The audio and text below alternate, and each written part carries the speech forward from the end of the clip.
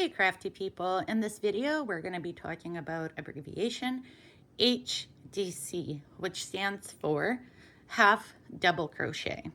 So it's kind of a combination of a single crochet and a double crochet.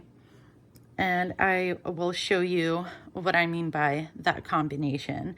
And it is also the size between the single crochet and a double crochet. So it's not a very tall stitch, but it's, you know, it's taller than a single crochet and a little more pleasant on your hands, I find. So how do you do it? Yarn over like you would for a double crochet. Insert your hook into the stitch you're working, yarn over, and you end up with 3 loops like you do with double crochet.